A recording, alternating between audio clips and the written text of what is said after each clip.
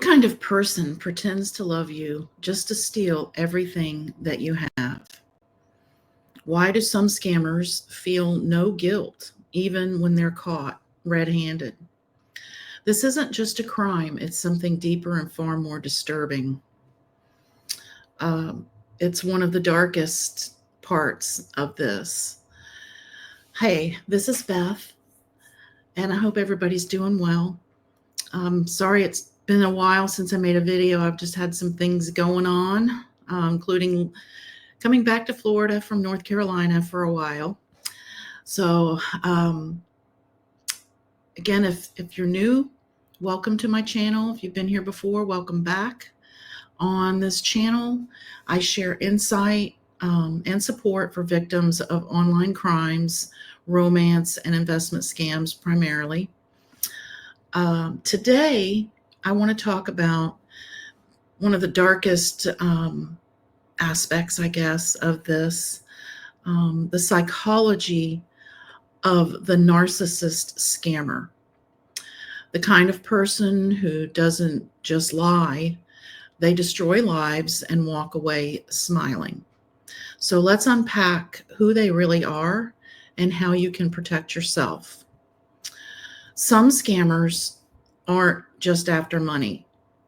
They're wired for manipulation and cruelty. And this type of criminal is called, or narcissist is called a malignant narcissist. They're grandiose, deceptive, exploitive, and remorseless. They believe they're superior. They demand admiration or fear, and they'll use anyone for anything. They don't feel guilt. They don't feel love. They feel entitled to your trust, your heart, and your money. So is this unique to West Africa? No, but it's concentrated there in many cases, many cases, I will say. My criminal was identified in Nigeria. So it's heavy from that area. It's very corrupt. Some scammers claim to be religious. Mine did. They say they believe in God, but their actions say otherwise. This is deeper than poverty. It's a moral mindset, one that justifies deception and even finds pleasure in it. But again, not all Africans, not all scammers, and not all people of faith are like this. This is a video about a specific psychological profile. So let's break it down. Pathological liars. They lie constantly, convincingly, and effortlessly. And then there are master manipulators. They mirror your values, fake love, and gain control. Then there's the image makers. They flaunt fake success to earn your admiration or envy. Then there's the ragers. Ragers explode when challenged. It's their weapon. There's the blame gamers when it's always someone else's fault. There are the empathy vacuums. These mimic emotion, but they don't feel it. They don't just scam. They orchestrate pain. So there are different types of narcissist scammers. So the first type is the quiet narcissist. This is the one that is kind of dirty, withdrawn, pitiful, trying to get sympathy and money. Then there is the saintly narcissist, pretends to be normal, often hides behind religion. Then there's the sadist, and this one enjoys your suffering and wants to see you emotionally destroyed. And I'm pretty sure my criminal is right in that category, along with the next one, which is the penitent. I hope I said that right. This one always says, I'm sorry, and begs for forgiveness just to scam you again.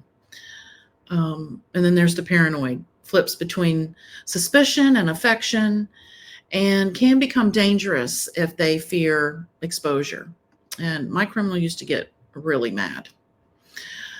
They know what buttons to push, and they push them on purpose. So how do they choose their victims? Well, they know exactly who to target. And that would be the honest, the generous, the lonely, the kind, the vulnerable. And like I said before, everyone has vulnerabilities. They'll say things like this too. Oh, you need to be careful with scammers. You can't trust anyone these days. And absolutely, mine did the same thing. It's a warning from the criminal themselves. It's kind of bizarre. But so what can you do? Knowing the red flags beforehand, because once you're under their control, you won't see it. But if you are in a situation or you know someone who's in a situation, or if you've realized you're in a situation, you have to go absolutely no contact. You have to block everything. Block email, block phone, block social media. Like I said before in my other videos, I changed my phone number because I knew I wouldn't be able to resist. So I had to stop it for sure. So that's what I did. And I had that number for 20 years. And it wasn't easy, but it was the best thing I ever did. That's for sure. Not only that, but my phone stopped ringing from calls I didn't want.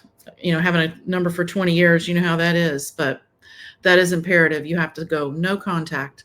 And it's going to feel like addiction, because it is. So just take it minute by minute, block them, and just stick to it. The next thing you can do is journal. Write everything down. And this is important because you're going to need reminders. If you're in the midst of of realizing what's going on, you're going to need reminders so that when they try to gaslight you, you know the truth. It's very important to be able to go back and refer to your journal. Another important thing is do not confront them. That is a no-win situation, because they feed on your anger, and your reaction and everything actually teaches them to be better at their crimes. So don't even go there. It's just going to suck your energy, and it's just going to make things worse. There's nothing you can do to get back at them. There's nothing you can do to get them, actually. Especially if you're in the US and they're in West Africa, it's going to take a long time for the federal agencies to trace everything. And if they ever do, trace it back to a suspect. And so your focus needs to be on your recovery. And that means absolutely no contact. And if you try to confront them, that just prolongs that contact. And lastly, of course, is getting support.